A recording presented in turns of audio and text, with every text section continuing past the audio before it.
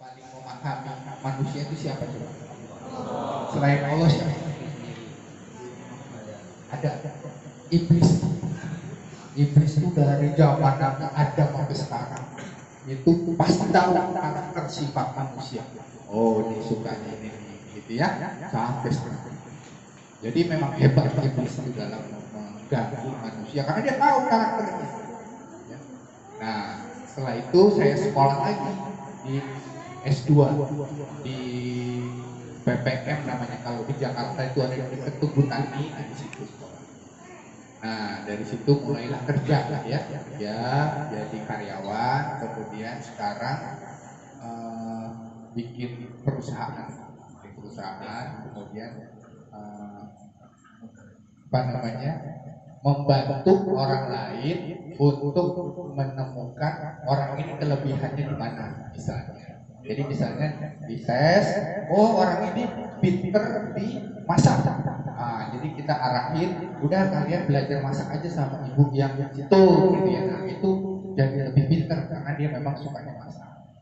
Oh, yang satu lagi suka main bola, misalnya ya, karena memang sifatnya jago bola, kakinya itu hebat banget. Jadi bergurulah sama orang-orang yang profesional di bola, gitu ya. Jadi menemukan bakatnya itu ada, ya seperti itulah. Baik, lanjut aja. Nah, saya terkritik langsung dengan satu ayat yang ini. Silakan. Lanjut. Lanjut.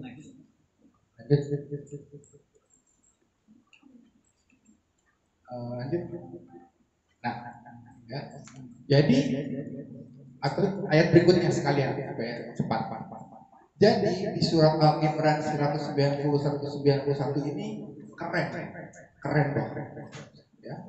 Jadi di sini maknanya adalah bahwa kita harus mengingat Allah. Kata kuncinya itu. Kalau kita sudah mengingat Allah, kita pasti tahu bahwa segala yang ada di dunia ini pasti ada gunanya. Ya, nggak akan sia-sia. Ciptaan Allah ya, bukan ciptaan manusia ya, ciptaan Allah. Coba sekarang saya tanya, tapi ini nggak ada hadiahnya, ini kan gampang.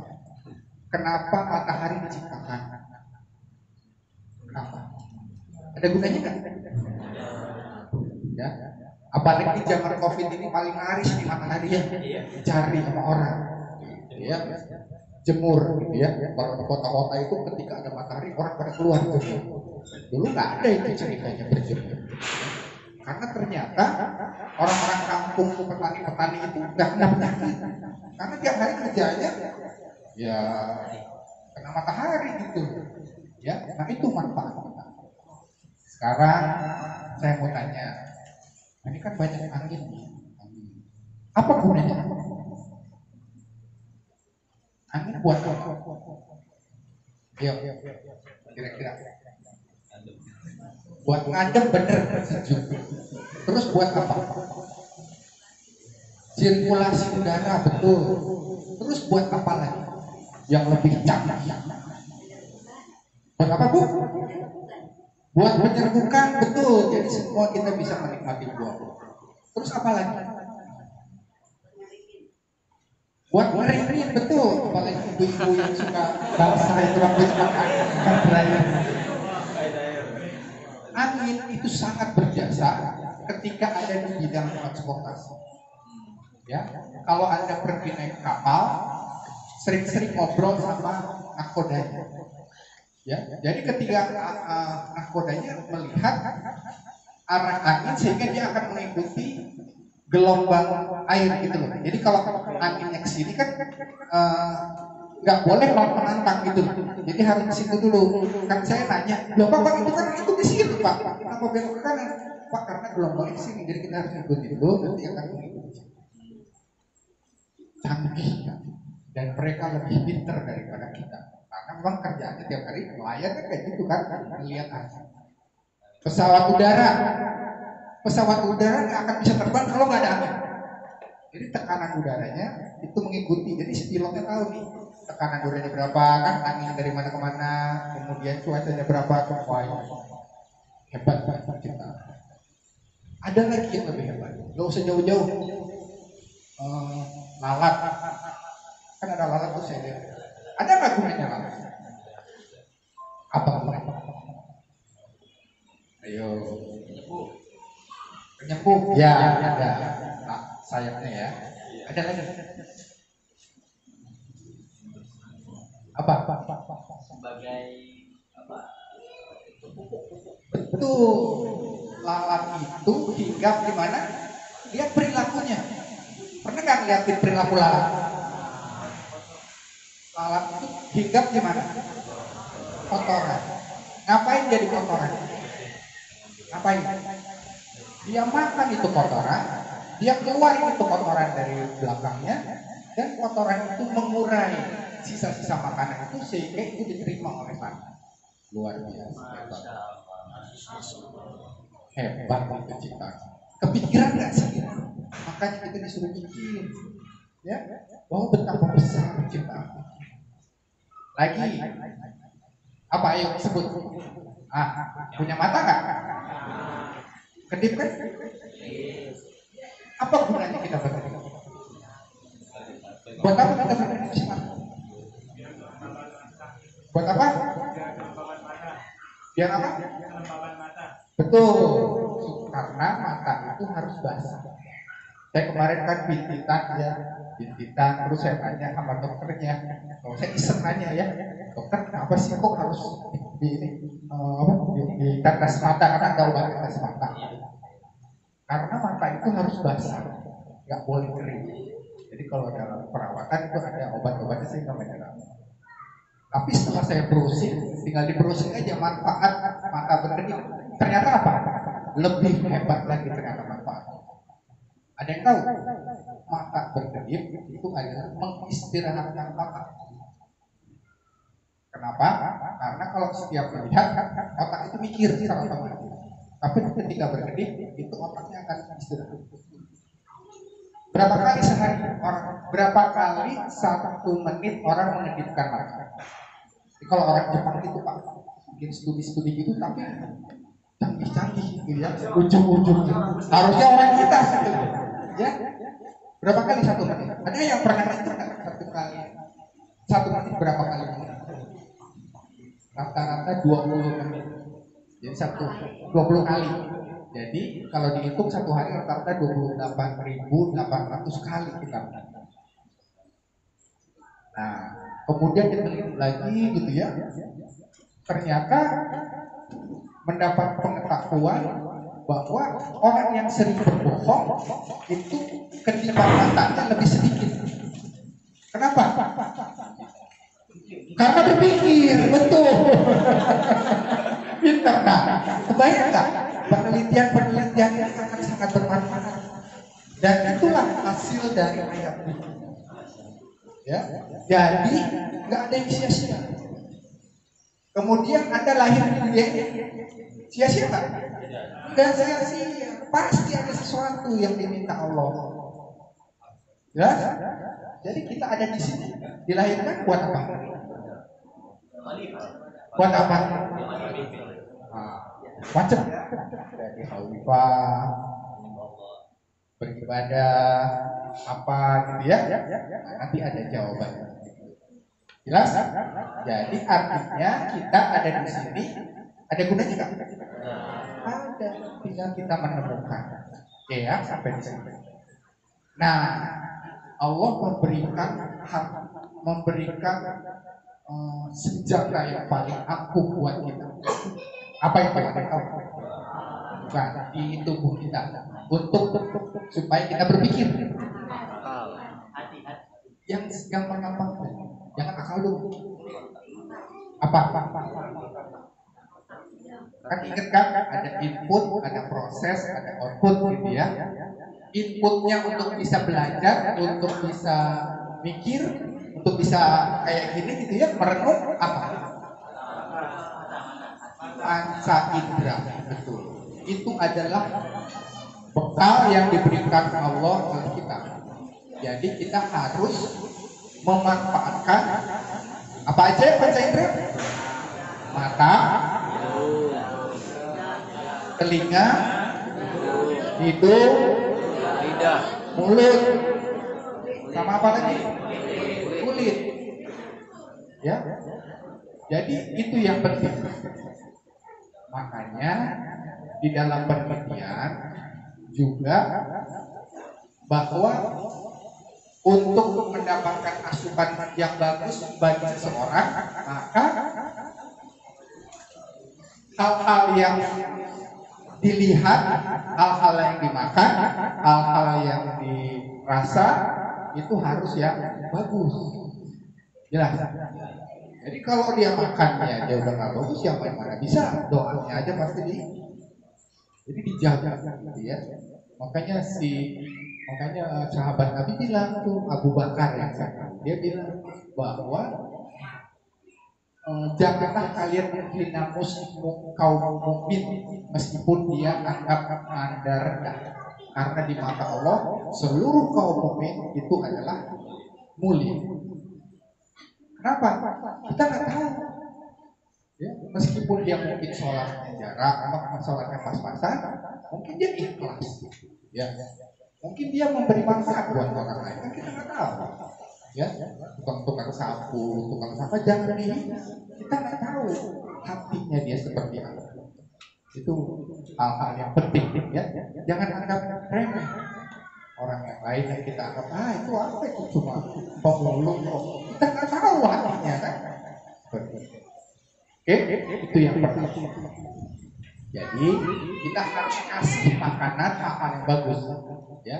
Mata kita kasih makanan yang bagus, telinga kita kasih makanan yang bagus, dan sebagainya. Oke. Nah, tapi kita lihat nih sekarang di diri manusia, ya. Di diri manusia ada yang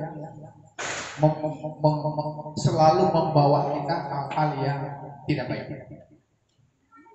Itu adalah namanya nafs, ya. Nafs itu ada dua sumbernya. Ada yang di atas perut dan ada yang di bawah perut. Ngerti? Ya. Yang di bawah perut apa? Kemaluan. Itu sumber nafs. Ada yang di atas perut, apa itu? Hah? Ya, hatinya yang ujub dan seterusnya, ya, itu sumbernya. Jadi sumber penyakit itu ada di dua. Oke, kita harus kenali ya. Terus untuk apa Allah memberikan nafsu? Udah tahu jelek, ayo bertanya. Kan sementara ini kan sia-sia. Buat apa kita perlu nafsu? Buat apa? Ayo. Buat apa? Kan jelek tuh. Kok dikasih sih nafsu, kan jelek? Ya Allah. Apa? Yang paling bagus amal. Nah, betul. Jadi enaknya manusia itu dikasih pilihan. Sekarang kalau Anda mulai milih, enak jadi setan apa enak jadi malaikat? Enak jadi malaikat? Enak. Enak gak jadi malaikat? Ayo. Enak gak jadi malaikat? Saya tanya kalau boleh nih. Enak gak? Kok diam aja?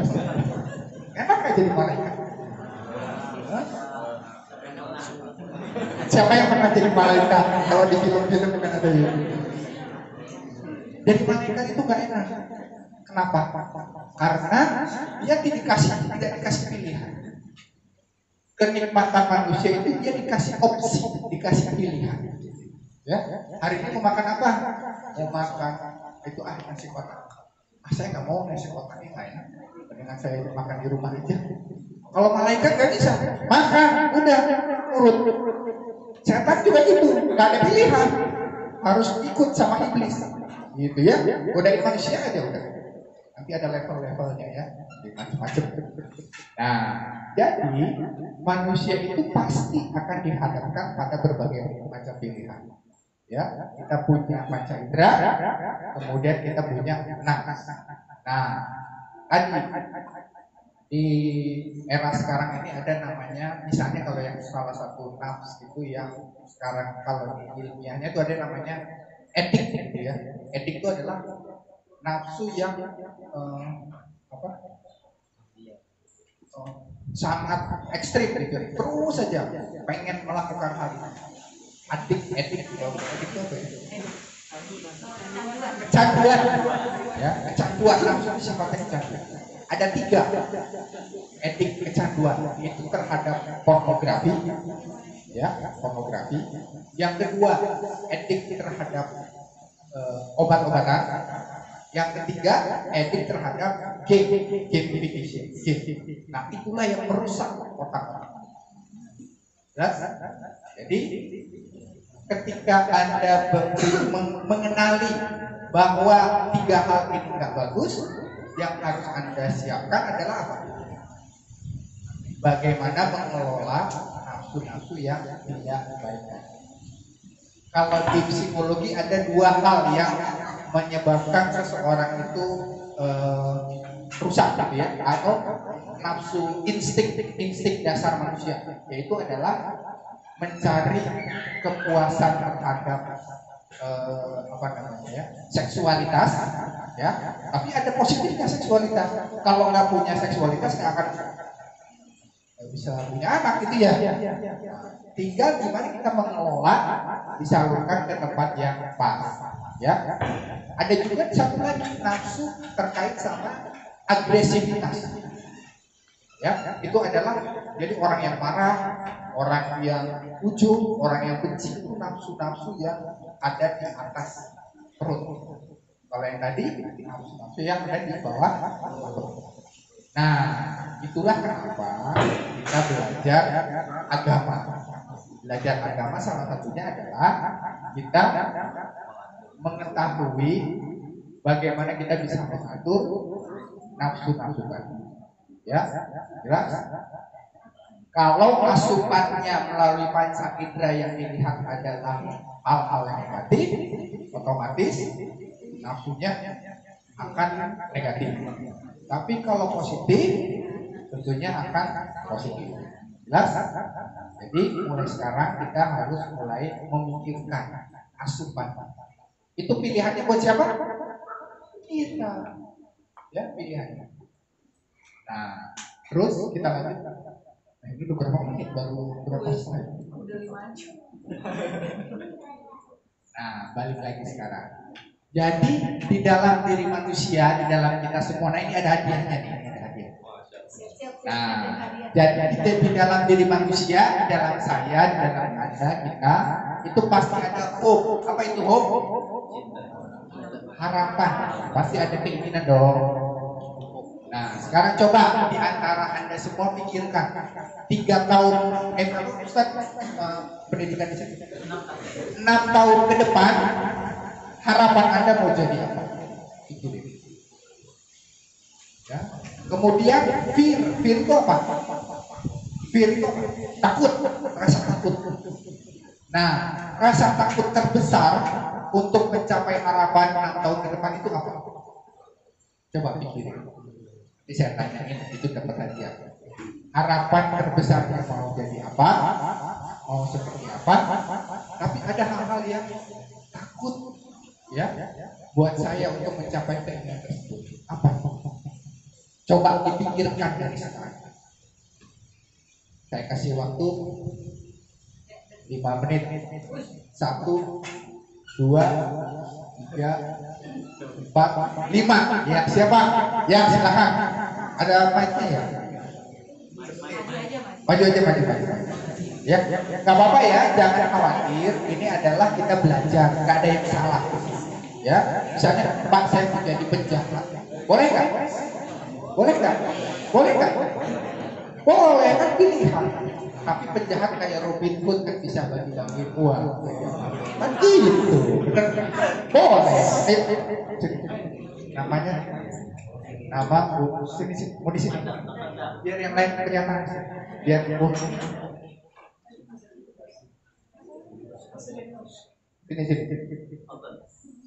Ada mic lain supaya bisa saya ngobrol. Kalau Mbak Dain aja dulu deh. Siapa namanya?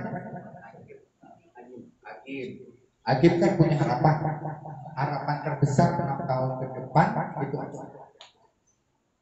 Pengen jadi apa? Mengubah Indonesia. Luar biasa. Masya Allah, mengubah Indonesia. Nah, mengubah Indonesia itu dalam arti seperti apa? Boleh sedikit? Mengubah Indonesia menjadi apa? Jadi presiden luar biasa. Boleh nggak? Salah nggak? Salah. Ya, itu adalah sesuatu yang mulia. Ya. Nah, ketakutannya apa? Takutnya adalah takut gagal. Gagalnya kenapa kira-kira? Kira-kira apa yang membuat saya gagal kira-kira jadi presiden? Apa? Dukungan dari mana? Dari DPR ya. Dukungan dari DPR. Iya, cocok. Dukungan dari mana? Gitu. Dari rakyat. Luar biasa. Terima kasih. Kasih minta hadiah. Oh ini dua. Terima kasih ya. Oh iya, terima kasih ya. Mudah-mudahan terlaksana ya. Dua. Terima kasih ya. Baik ya. Sekarang dari Uhti. Siapa yang mau share? Siapa yang mau cerita? Iya. Langsung aja ya. Harapannya sama.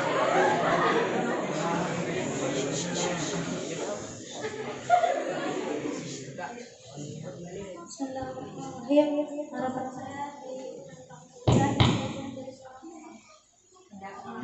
Alhamdulillah, insya Allah. Ketakutannya apa?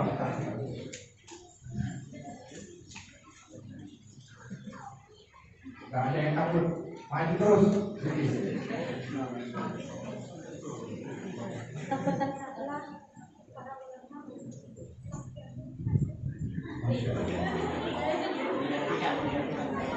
Ya betul. Pendek, betul ya. Karena begitu lamanya meninggal hilang semua itu. Terima kasih ya. Siapa namanya? Siapa? Terima kasih tadi ya. Siapa? Oke.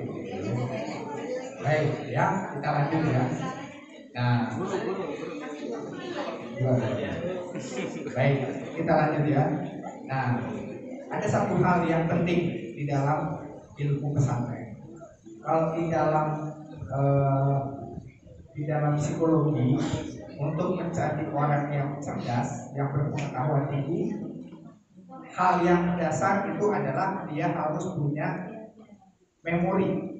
Apa memori? Daya ingat. Kenapa? Ketika kita menemukan misalnya ada benda yang apa ya? Misalnya ini apa? Ada yang pernah tahu nggak ini apa? Ini apa ini? Kunci mobil. Kenapa Anda tahu kunci mobil ini?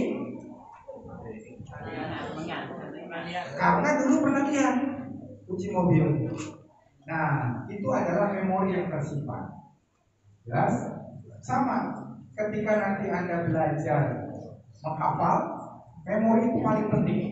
Kenapa? Karena itu akan menjadi ilmu dan itu akan menjadi kajian. Ya, jadi nggak mungkin orang yang sebelum kita hafal, pasti dia mengingat dulu.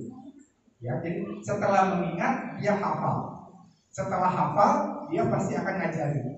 Ya, jadi step masuk untuk menjadi orang yang cerdas itu adalah dia harus bisa pertama daya tangkap. Ya, daya tangkap. Daya tangkap didapatnya dari mana? Dari panca indera lagi. Ya, maksimalkan panca indera. Setelah bisa menangkap dengan bagus, kemudian berikutnya punya daya ingat. Setelah punya daya ingat, punya daya analisa. Ya, jadi bisa menganalisa. Jadi bisa menemukan, oh ini salah, bukan seperti itu, gitu ya. Karena di ayat yang lain dijelasin seperti ini, gitu ya. Tapi ini tidak akan berlanjut kalau tidak punya kemampuan daya ingat. Ya, setelah bisa daya analisa, itu artinya bisa mengambil keputusan. Nah, itu adalah level bagaimana kita bisa menjadi orang yang cerdas. Oke, berat nggak bawahnya kecerdasan itu? Berat nggak? Nggak berat. Jadi carilah ilmu sebanyak-banyaknya, karena punya ilmu itu nggak berat bawahnya. Ya, Anda di masa-masa yang sekarang ini justru kemampuan mengingat itu cepat, kayak sport, kayak apa? Oh, sport itu. Kayak busa. Jadi ketika didengarkan pasti langsung nempel. Saya belajar surat Abasa aja, hafalan Abasa aja sudah sebulan hafal. Apalagi yang ini lagi saya baru sampai ayat 9. Setelah Abasa kataku ini kan kebolak-balik aja ini. Tidak sama, tidak Sabtu menurut. Nah itu kebalik-balik terus. Ini gimana? Gitu ya 9 ayat itu. Sementara anak saya yang hafalin cepat sekali dia dengar. Berarti saya terlambat, menyesal. Kenapa dulu saya nggak belajar hafal seterusnya? Jadi manfaatkan waktu-waktu sekarang untuk banyak hafalan. Apalagi sekarang universitas itu orang-orang yang praktis ya, bisa diterima di universitas swasta negeri yang diinginkan ya. Jadi manfaatkan waktu. Sekali lagi, hafalan itu mulai dari daya tangkap, setelah daya tangkap, daya ingat, kemudian daya analisa, sehingga mereka akan menjadi kayak ustaz-ustaz pengajarnya, karena dia bisa analisa gitu ya. Dia ingat dulu, bukan kayak gitu, makrosnya salah. Nah, gitu kan sampai ke kajian-kajian ada. Oke, jadi manfaatkan waktu, isi waktunya dengan memaksimalkan panca indera. Lanjut, ini saya skip aja ya. Kemudian ini, nah ini dia. Untuk mencapai menjadi seorang presiden, untuk menjadi seorang pendakwah itu tergantung kita. Yakin nggak? Udah ada kan ayat ya? Oh ini hadis ya dari dapat Abu Hurairah ya. Abu Hurairah diceritakan bahwa dia mendengar Rasulullah bersabda, aku ini tergantung perkiraan kamu. Ya, kalau dia menganggap aku dekat. Kalau dia berada di dalam suatu kumpulan, aku juga akan kumpulan. Kayak di sini gitu ya, kalau kita dalam mengingat Allah dalam suatu kumpulan, dia malah lebih dekat daripada ini. Luar biasa. Ya, yang dikasih contoh lebih bilang. Kalau saya kan cuma apa namanya, nyontek aja gitu ya. Lanjut. Nah, ini lagi. Ini udah dikasih pattern, udah dikasih pola, udah dikasih pegangan sama Allah, gitu ya. Pas saya udah belajar, saya udah ini. Semua itu yang terjadi atas izin Allah. Anda lahir ke dunia ini atas izin Allah nggak? Pasti. Jadi apapun yang terjadi, Anda hilang dompet di rumah, hilang kacamata, hilang pensil, hilang apa lagi, macam-macam, itu pasti izin Allah. Ya, ada COVID nih sekarang, pasti izin Allah. Sehebat-hebatnya kita punya obat macam-macam, kalau nggak Allah izinin, ya, itu prinsipnya. Ya, jadi nggak ada yang sia-sia. Semua yang terjadi dari izin Allah. Aku tergantung hamba kok. Itu aja prinsip-prinsip. Jelas? Nah, terus yang terakhir, ini ujung-ujungnya. Ya. Jadi sebetulnya kalau kita berdoa gimana? Robbana atina fid dunya hasanah wa fil akhirati hasanah wa qina adzabannar. Tujuan hidup kita buat apa? Bahagia. Ya, ini satu jagat ya. Memang Rasulullah itu luar biasa ya. Kalau doanya Nabi Yunus gimana? Artinya apa itu?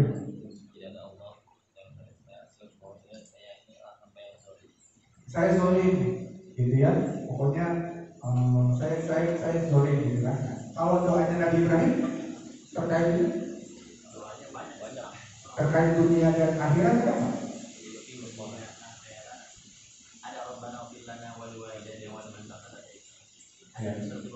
Surah Ibrahim itu untuk akhirat ya, untuk orang tua. Orang tua. Jadi Nabi Ibrahim berdoakan orang tua. Tapi kalau ini doanya Nabi Muhammad yang diwariskan ke kita, yang paling sering dibaca oleh seluruh manusia umat muslim di jagat raya itu adalah Rabbana atina fid dunya hasanah wa fil akhirati hasanah wa qina adzabannar. Jadi kalau ditanya kamu mau hidup di dunia ini menjadi mau apa cita-citanya? Saya pengen bahagia di dunia dan bahagia di akhirat. Gimana cara bahagia di akhirat? Ya kan yang ada kamu kan sekarang ya apa namanya menuntut ilmu yang terkait sama ilmu terkait sama ilmu Allah. Kemudian bahagia di dunia gimana saja? Gimana caranya balik? Atau balik, orang yang bahagia di dunia ini seperti apa? Bersyukur, betul. Syukur atas nikmatnya. Balik lagi nikmatnya apa yang paling gampang kita syukuri nikmatnya? Nafas. Kesehatan. Itu penting karena kalau nggak sehat kita nggak bisa ngapa-ngapain. Makan susah, ya. Belajar susah, boro-boro apa gitu ya. Jadi syukuri. Jadi ketika bangun, alhamdulillah,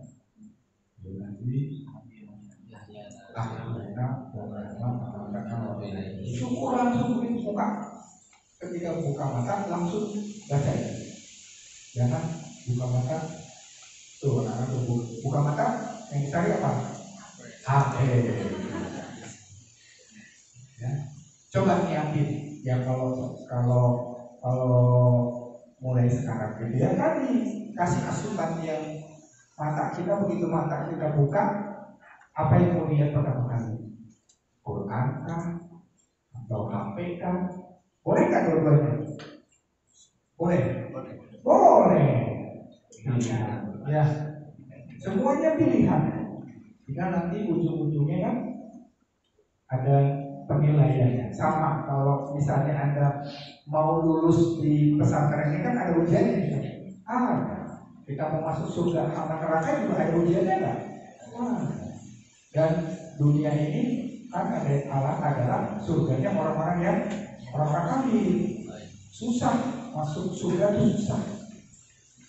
Balik lagi sekarang pertanyaannya, kenapa Pak ada surga atau neraka? Dengan gak usah pakai neraka surga, semua kan enggak? Kata orang-orang Nasrani ya, kan ada juru selamat. Ngapain kita pusing? Toh nanti kan ada juru selamat yang akan menyelamatkan. Nah, kenapa kira-kira ada surga dan neraka? Nanti Ustaz lebih ngerti gitu ya.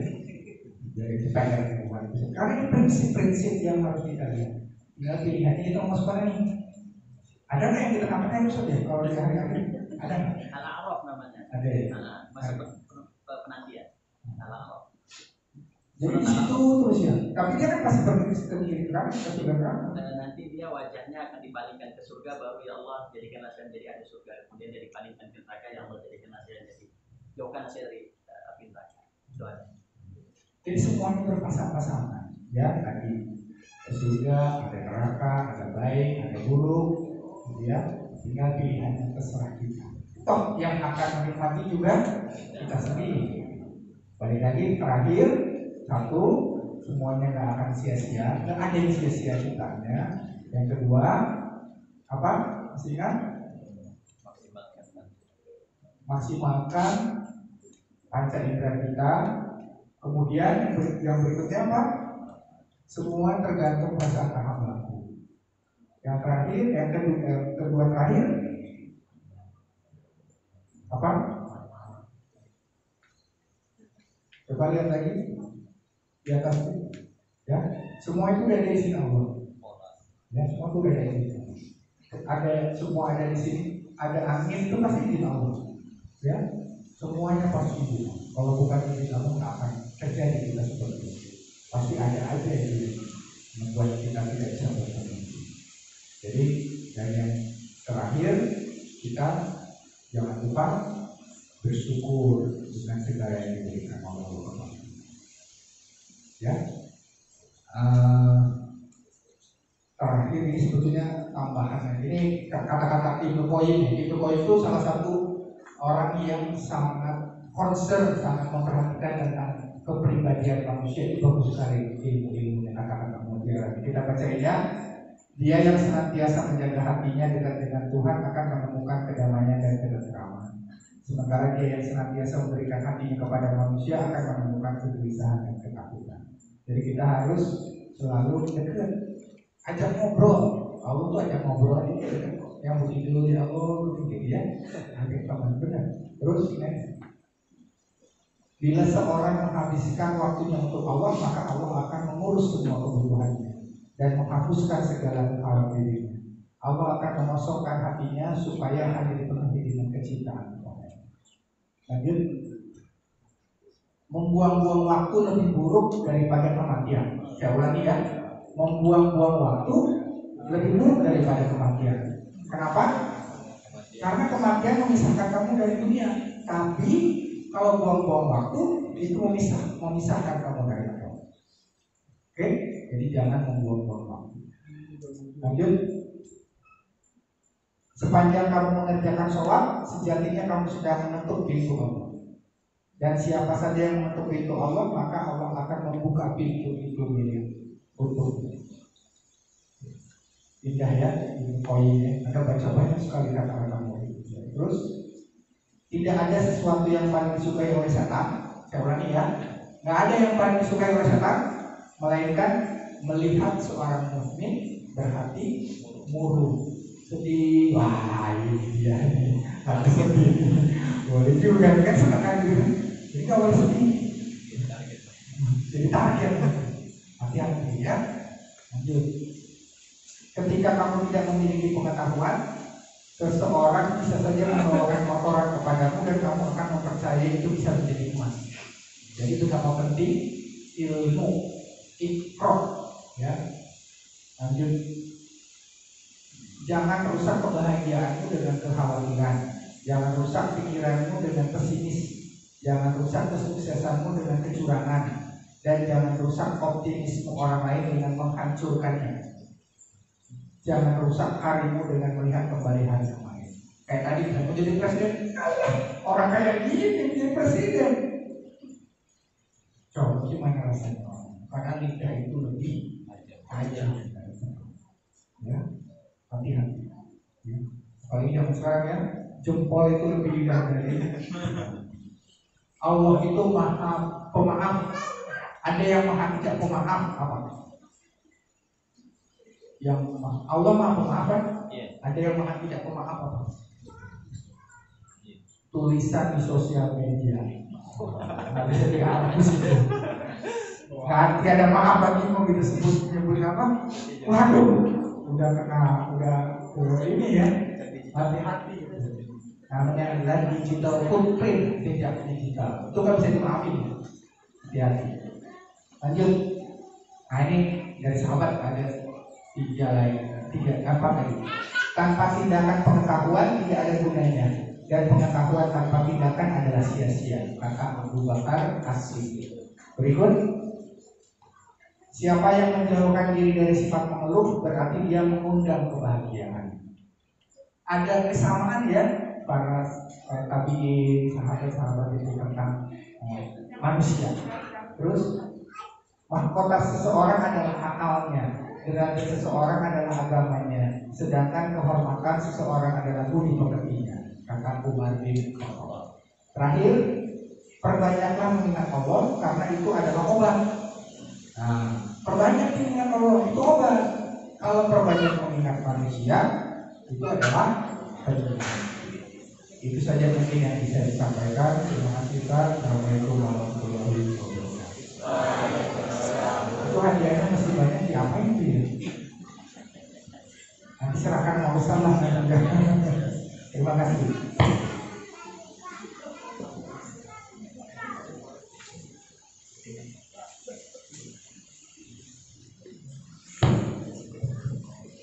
Acara selanjutnya